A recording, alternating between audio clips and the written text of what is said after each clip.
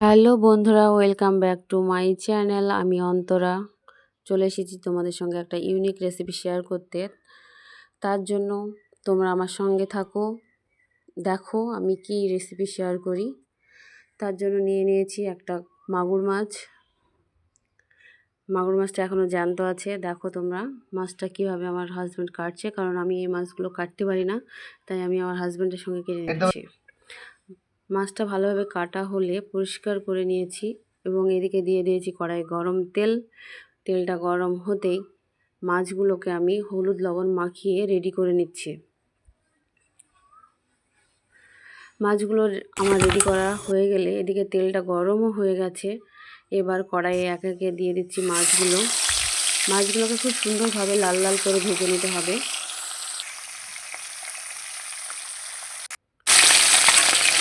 এক পিঠ ভাজা হয়ে গেলে অপর পিঠ ভাজার জন্য মাছগুলোকে আমি উল্টিয়ে দিচ্ছি।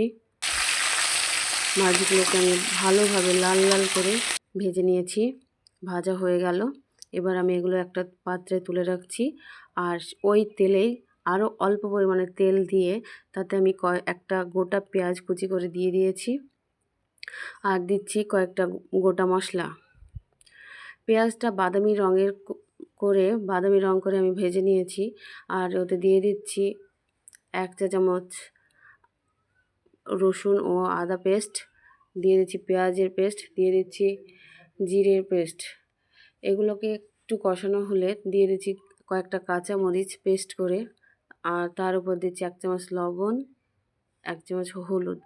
এগুলা পরিমাণ মতোই দিবে, যারা যতটা খাবে তারা ততটা দিবে। এগুলো দেওয়ার পর ভালোভাবে কষিয়ে নিচ্ছি। এগুলোর থেকে যখন তেল ছাড়তে লেগেছে, এই যে তোমরা দেখতে পাচ্ছ চারিকোল দিয়ে তেল ছাড়তে লেগেছে, ঠিক তখনই আমি দিয়ে দিচ্ছি মাপ অনুযায়ী জল। কারণ এখানে আমি করব মাগুর মাছের কষা, তাই আমি বেশি জল দিচ্ছি না, শুধু অল্প পরিমাণ একটু গ্রেভিটা করার জন্য জল দিয়েছি। জলটা ফুটে উঠতেই আমি একে একে দিয়ে দিচ্ছি সব মাছগুলো।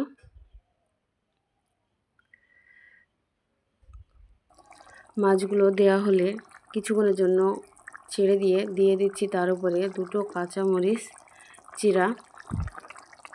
কারণ মরিচগুলোকে আমি মধ্যখান দিয়ে চির করে দিয়েছি। আর দিয়ে দিচ্ছি 1 চামচের হাফ আমি গরম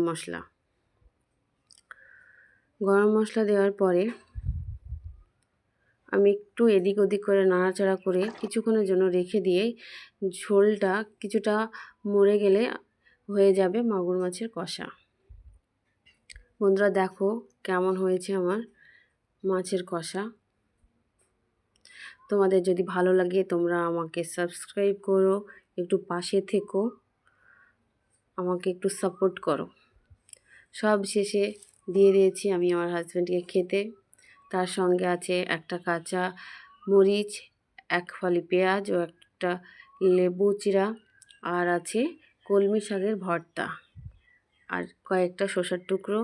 তাই দিয়ে আজকে দুপুরের লাঞ্চটা খুব সুন্দরভাবে হয়েছে। সে তো খুব ভালোভাবে খাচ্ছে, বলছে খুব সুন্দর হয়েছে। বন্ধুরা তোমরা বাড়িতে ট্রাই করো আর আমাকে জানিও তোমাদের দুপুরে আজ কী রান্না হয়েছে। আর এই মাগুর মাছ কে কে পছন্দ করো, কে কে ভালোবাসো এই মাগুর মাছটাকে, তোমরা আমাকে জানিও। আর পরের দিন কি রেসিপি চাও তোমরা আমাকে একটু কমেন্টে জানিও। আজকের মতো বাই।